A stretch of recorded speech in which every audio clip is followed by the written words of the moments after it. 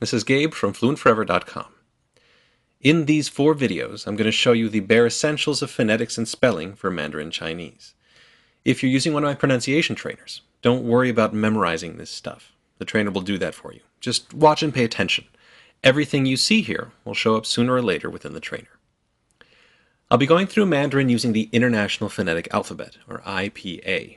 This lets us simplify our discussion a lot, since I only need to talk about 42 symbols, many of which you know already, instead of trying to wade through around 120 spelling rules. So, let's get started. We'll break this discussion up into 4 parts. The first will cover Mandarin's tones and give you a quick overview of the spelling system we're using. The second will cover Mandarin's consonants. The third will cover the vowels, and the fourth will cover a few of Mandarin's spelling rules. Since I don't speak Mandarin, I have a native speaker here, Lily. Hi. Who will be helping throughout. So we'll start with Mandarin's writing systems and then get into tones. Now Mandarin uses logograms for its writing system instead of an alphabet. To oversimplify a bit, each character in Mandarin means something in comparison to the system we use in English, where each character sounds like something.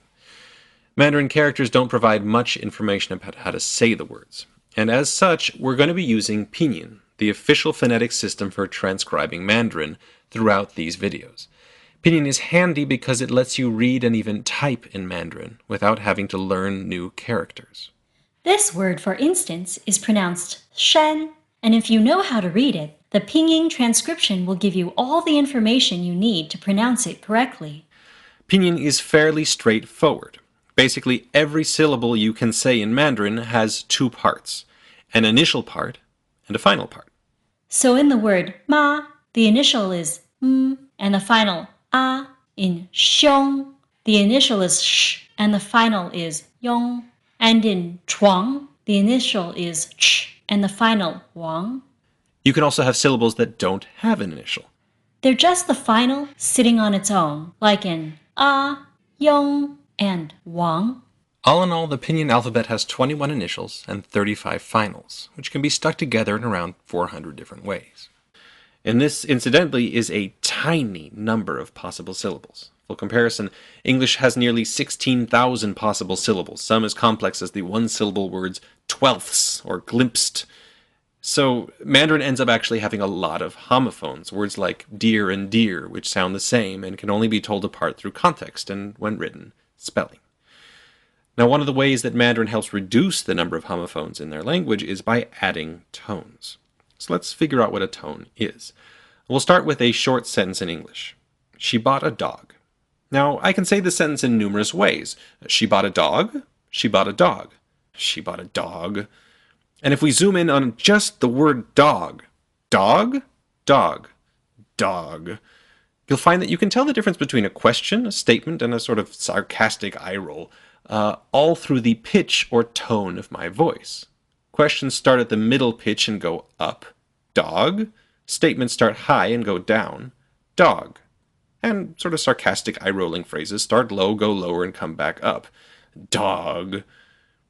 Where English uses tone to convey emotional information and whether I'm asking a question or not, Mandarin uses tone as an integral part of each of its words. It's just as important as a vowel or consonant in telling one word from another.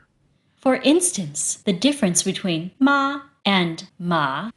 Once you start including tones as a key feature of Mandarin's syllables, you bump the possible syllables in Mandarin up from 400 to 1300.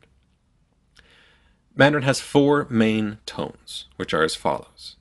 Tone 1 is the high tone, and you'll find it in words like ma, ge, and fei. It's high and sustained. In the Pinyin system, you'll see this marked as a line over the main vowel in the final. Or if you're using one of the typewritten systems, then you'll see this written with the number 1 afterwards, like this. Now tone 2 is the rising tone.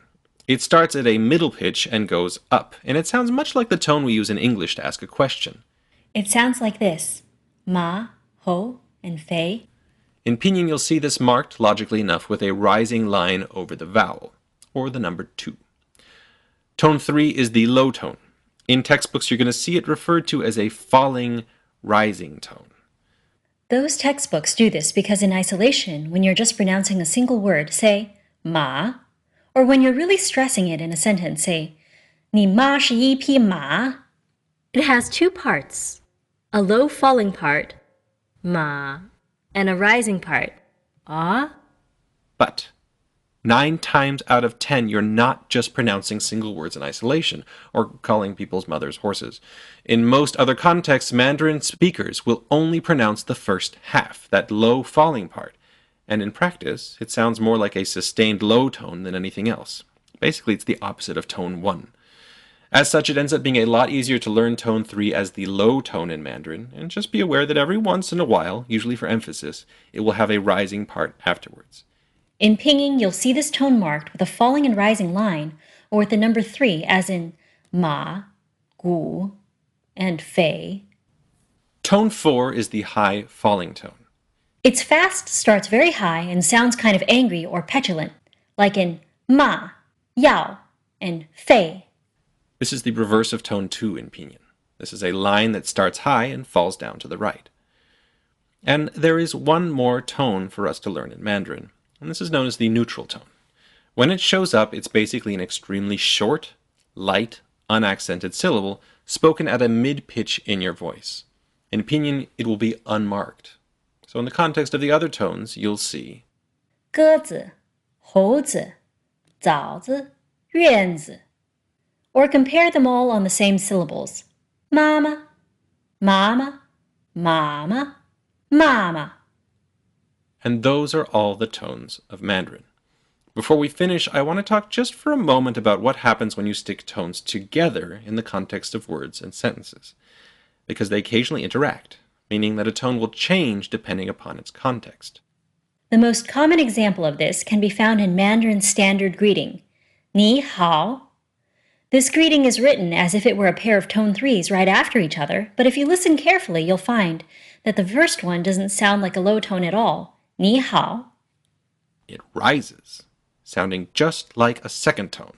And that's what's going to happen whenever you stick two tone 3s together. The first one will transform into a tone 2. So these words are pronounced 你好,老虎,很好. There are other rules like these. They're known as tone sandhi, but they're far less common, and there's no need to get bogged down with them this early in the game. The only reason I bring them up at all is so that you can be aware that they exist, and if you're listening to a Mandarin speaker who seems to be using the wrong tones, they're probably just following one of these tone sandhi. And so that's all for tones, and for a quick intro to Pinyin. To quickly review, we talked about how Pinyin works by combining initials, finals, and tone marks to give you all the info you might need to pronounce a word. And then we went into the 4 or 5 tones of Mandarin. The high tone, ma, which is high and sustained. the rising tone, ma, which starts in the middle of your range and moves up. the low tone, ma, which starts at the bottom of your range, and occasionally, when it's on its own, has a more complex falling and then rising back up part. the falling tone, ma, which starts very high and drops down suddenly. And last, the neutral tone, a short, light, unaccented syllable in the middle of your voice, which, in the context of other tones, sounds like this. Mama, mama, mama, mama. And then we talked briefly about tone sandhi, how tones can occasionally change depending upon their context, which happens most frequently when you run into 2 consecutive tone 3s. The first one will turn into a tone 2, like in ni hao. And that's all for Mandarin's tones. Next stop, consonants.